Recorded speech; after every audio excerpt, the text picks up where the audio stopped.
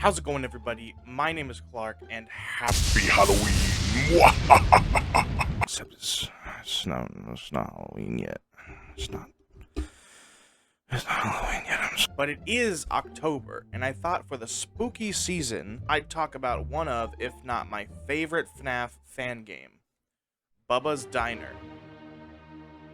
I originally planned to make this video like 2 years ago, but I never got around to it. Bubba's Diner is by no means the best FNAF game. It's very simple, but that's why I love it so much. It really has that feeling of FNAF 1 that I like. It has its flaws, but I'll get into those after this first section. For now, I just want to go through each night with you and talk about everything that happens throughout the game. Then we can move on to some complaints I have. And then I will do my best to recount the story for all of y'all. Does that sound good? Alright, then grab your spookiest bowl of popcorn and your spookiest blanket and turn off your spooky lights and watch this spooky video about my favorite FNAF fan game.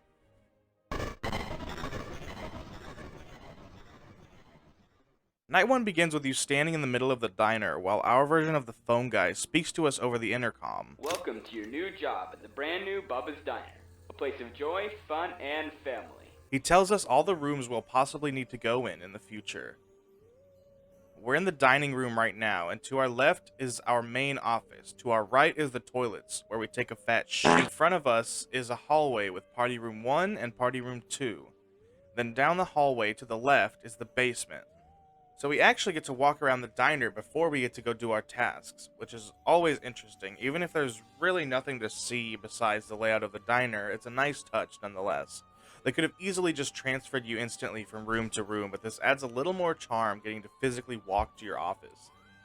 Tonight we only have one task. In the office, your task is to print 3 sets of papers: poster 1.jpg, poster 2.jpg, and warning.jpg. This is the only task we have to do tonight. While doing this, you'll need to use the audio button on the cameras to lure the animatronics Bubba and Pork Patch and stop them from wandering into your office, where they obviously kill you and eat your face. Bubba and Pork Patch are reused characters from FNAF World, the Five Nights at Freddy's spin-off game, where Pork Patch and Bubba are enemies you can fight in that game. But here, they are the main faces of Bubba's Diner, and they look awesome. I absolutely love the models for all the animatronics in this game, but we will get into the others later. After we finish printing all the papers, we can skedaddle back out to the dining room and then head out the front door. After we leave for the night, we're shown someone at home popping a VHS tape into their VCR. We then click the TV on and watch a commercial for Bubba's Diner.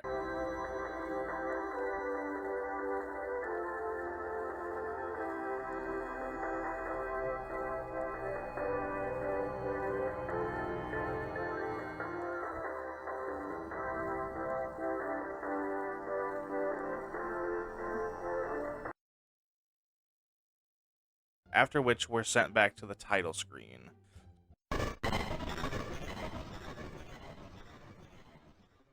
For night 2, we have the same task as before: print papers and keep the animatronics away. But the phone guy lets us know tonight that we are on toilet duty. Apparently somebody has taken the fattest, most monstrous, most gargantuan dookie ever in the men's restroom. So it's our job to plunge the toilet. This is easily the funniest part of the whole game. In this section, you are on your knees plunging a toilet while Beethoven's 5th Symphony plays in the background. You need to plunge the ever-living crap out of this toilet while trying your best not to make much noise. Otherwise, Bubba's gonna... After plunging the toilet for what seems like a lifetime, you finally pull this monstrosity out. I swear, this thing always startles me whenever I pull it out. This is one of the most memorable parts of the game for me. Turning around and seeing Bubba slowly creep up on you while you are on your hands and knees trying to plunge this toilet is is one of the greatest things I've ever seen in a FNAF fan game. It really is. After leaving the diner, we're shown the perspective of someone looking through Bubba's diner's revenue, showing that they were doing good until something happened, in which they went from making close to 8,000 a month to only around 500. Also, all the numbers are spelt with an ST, so yeah, probably fire whoever is filing this stuff.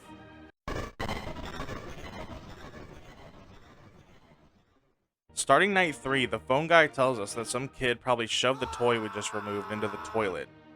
And also, that he did it again.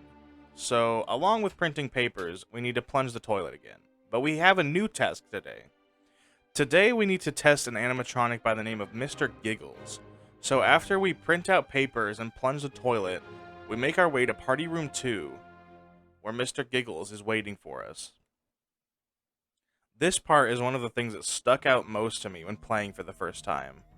Mr. Giggles is a white rabbit animatronic, and just standing with him in the dark in this room is very eerie on your first playthrough. Remember how I said this game reminds me of FNAF 1? Well, I didn't realize until playing the game again for this video, but this game takes a noticeable amount of inspiration from Pizzeria Simulator, which is honestly one of the most underrated games in my opinion. Has similar tasks like printing papers and definitely this task. The way you go about testing Mr. Giggles is very similar to the salvages in Pizzeria Simulator, except instead of testing noises, you're asking questions and waiting for responses. All of your questions are on a piece of paper, and you have to ask him a question and wait until he responds and tilts his head back up. Otherwise, he is going to kill you. This is all being timed, by the way, up in the right corner of the screen. You have 120 seconds to read him all his questions, or else he'll kill you. Again. I haven't mentioned it yet, but the person voicing Mr. Giggles does an amazing job. Hi there! Are you enjoying your party? Of course!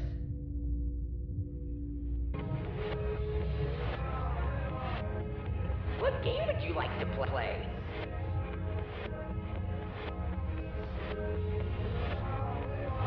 Oh, sorry. I can't get off my stage.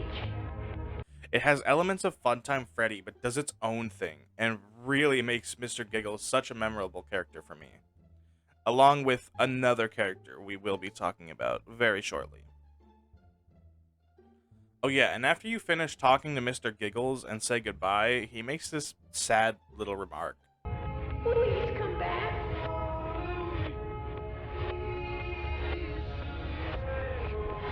After leaving the diner again, we're met with a cassette player. Clicking it, we hear what sounds like the phone guy talking about how boring his job is. This job gets really boring sometimes. Just watch the kids play and dance, happy while their parents wait the food. All of them happy with a smile on their faces. Maybe not exactly boring, frustrating I'd say. Well, at least I got a job now.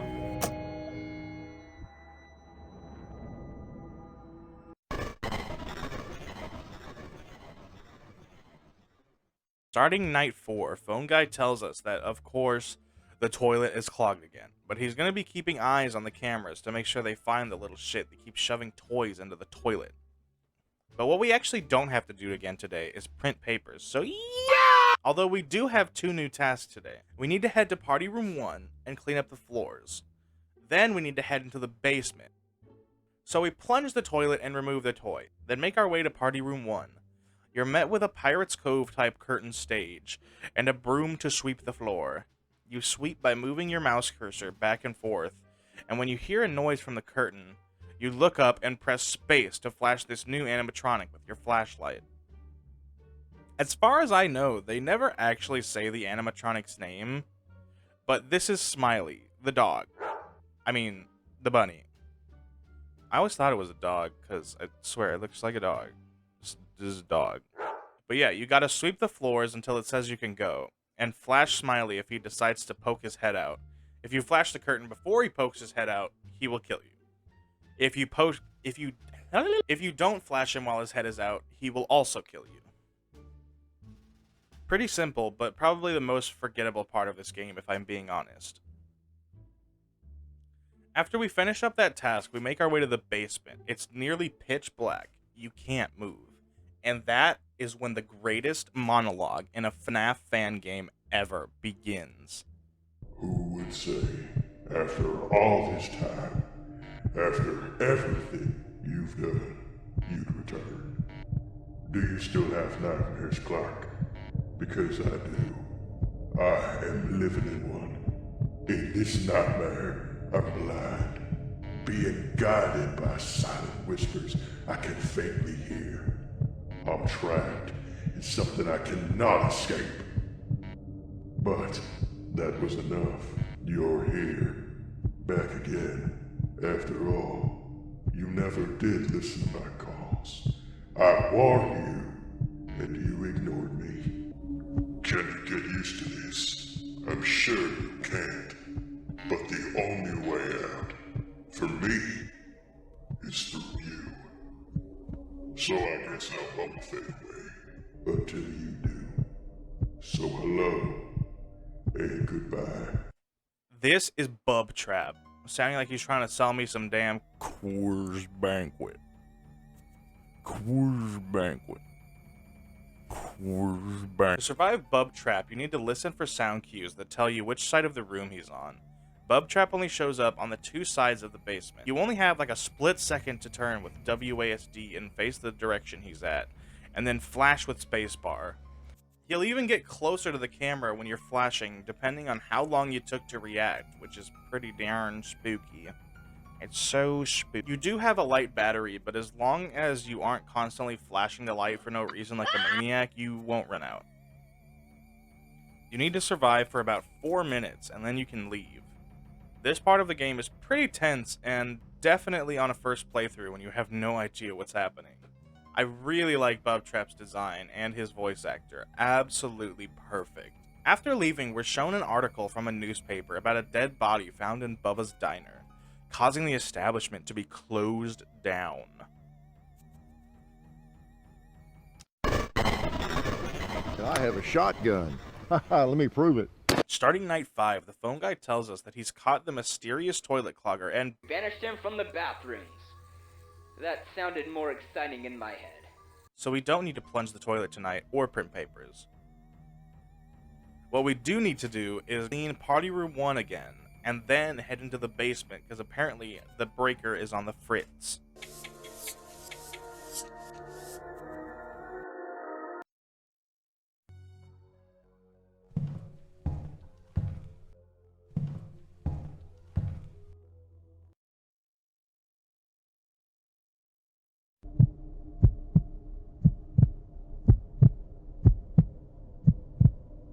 Oh shit! You won't get away this time. Boom!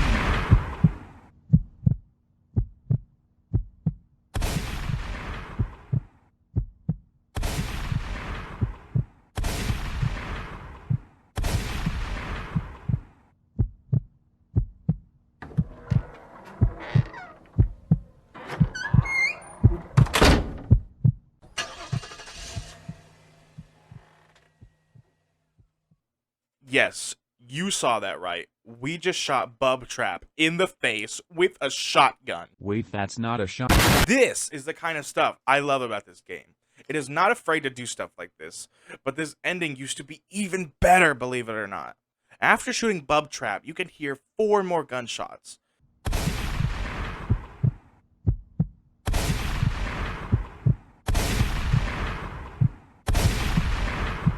These are presumably for the other animatronics, right? Well, actually, in a previous game version, after shooting Bub Trap, you run out of the basement and then shoot Mr. Giggles in the chest, and then immediately shoot Smiley in the face after, before leaving. I remember playing the version that this ending was in during my first playthrough. I was freaking out. It was amazing. The problem, though, was Click Team. I guess the creator couldn't get the scenes to work in the engine. They would glitch and the screen would go black, or Bub Trap could jump scare you twice, stuff like that. But maybe I got lucky on my first playthrough, because I don't really remember that many glitches. But then again, maybe I was too busy tweaking out over the fact that I just shot Mr. Giggles in the chest.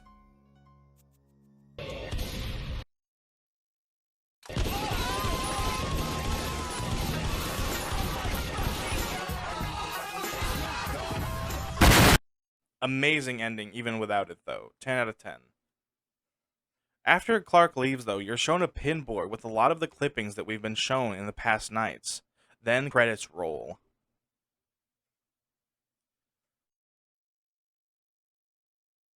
Alright, we talked about the night by night. Now I want to talk about some criticisms that I have. When printing papers, if you just constantly spam click the audio button, the animatronics will never move from that camera, which turns the game from a management simulator into a sitting simulator, basically, where you just wait for the papers to be printed while you spam click the audio button. A similar thing for the toilet plunging section. I only just figured out while playing again this time that you can just spam click your mouse, and if you do it fast enough, you can just unclog the toilet without ever being jump scared by Bubba.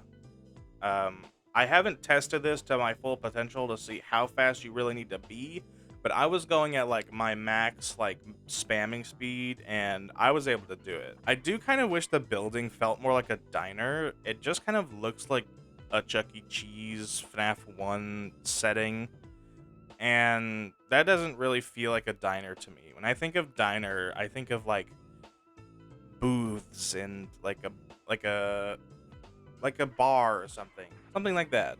This place just felt more like a pizza place than a diner. But this is more of a nitpick than anything. Smiley and Bubtrap are actually never name dropped in the game to my knowledge. Even in the extras menu, there's no subtext with their name.